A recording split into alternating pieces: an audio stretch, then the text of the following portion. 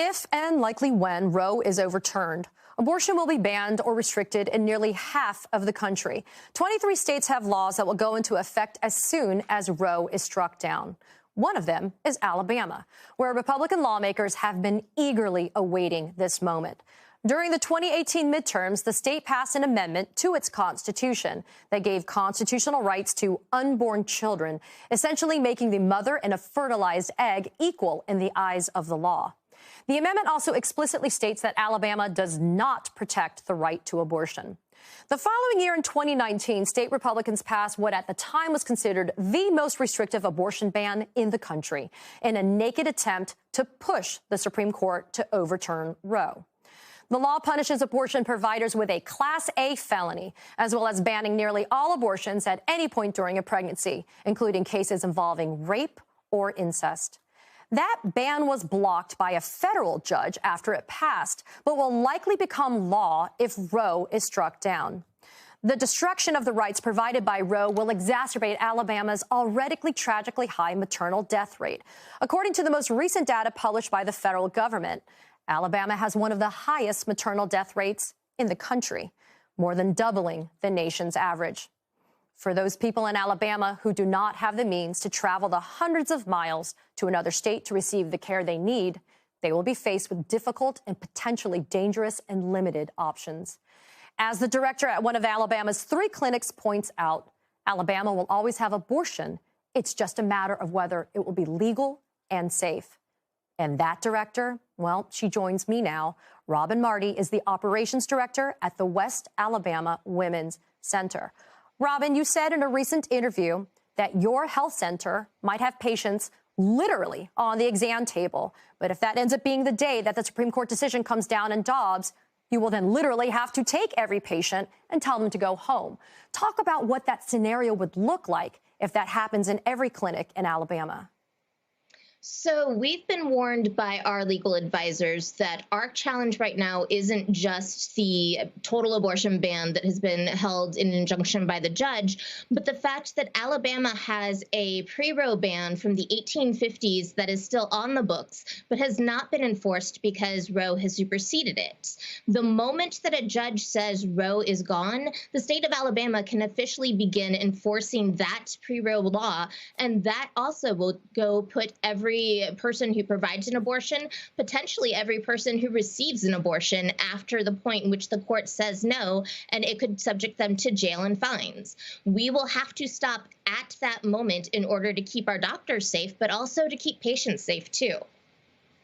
Recent data from the CDC reflects that nearly 40% of all pregnancies in Alabama are unplanned. That's 40%. What steps are you and your team taking right now before anything happens in the Dobbs case to ensure that every woman in Alabama who needs care can get it before the ruling is handed down? So our clinic has been working to expand our contraceptive program. In the state of Alabama, there's only 2 Planned Parenthoods, one in Birmingham and one far south in Mobile. And what that means is that the only place where you can get affordable or potentially free birth control is either in those 2 clinics or in each county health department. There's one county health department in each county, regardless of the size. They're open only on state hours. And for things like implants or IUDs, you have to wait until a doctor comes in who's capable of using those. That means that for many people, the most effective forms of contraception aren't just unaffordable. They will have to wait months in order to be able to get in to get that. Those are things that we want to offer at our clinic on a sliding scale, and we've spent the last year getting set up with Medicaid. We're now working to get with other insurers in order to be credentialed so we can do that, and we're fundraising ourselves in order to make sure that any person who wants to prevent a pregnancy can do that so that the lack of abortion clinics isn't nearly as impactful.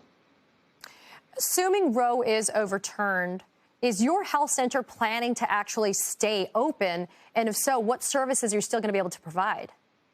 So we will stay open for as long as we physically can. As long as there is money to continue paying our staff, we will make sure that somebody is still there to provide care. We know already that people in our state, they show up for hospitals when they are having miscarriages and are turned away. They are already not being able to access basic care, much less sexual health care. So we will keep staying here, not just for those who are going to eventually manage their own abortion and need a safe place to come to be checked over if they have excessive bleeding, or to get an ultrasound to make sure they were successful.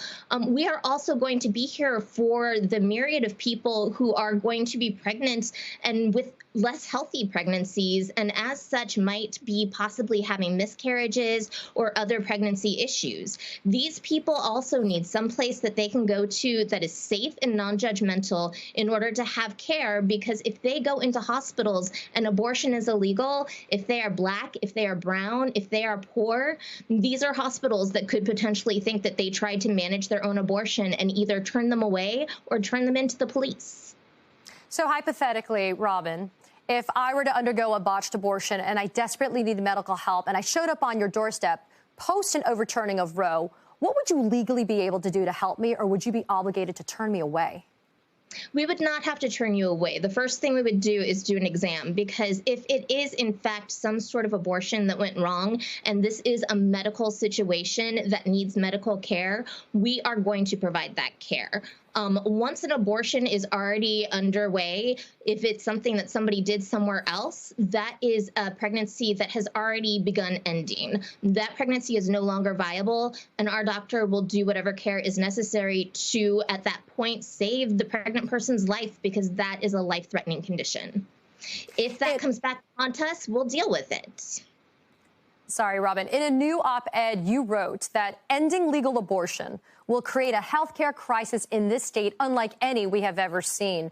You go on to talk about how it would result in making an ER patient wait, bleeding, before addressing an ongoing first trimester miscarriage simply because they are waiting for the flicker of a heartbeat to finally and completely disappear. Robin, quickly, what are some of the other life and death consequences of a post-Roe America that most people may not even think about right now?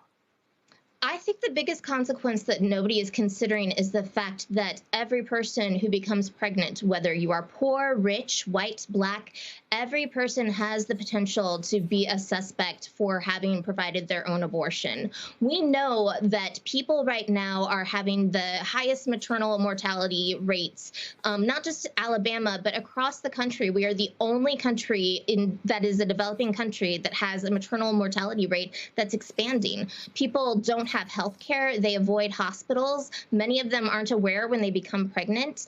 But the impact isn't just on people who have unwanted or unplanned pregnancies. It's for every pregnant person, because every person, when they are pregnant, their life is in jeopardy.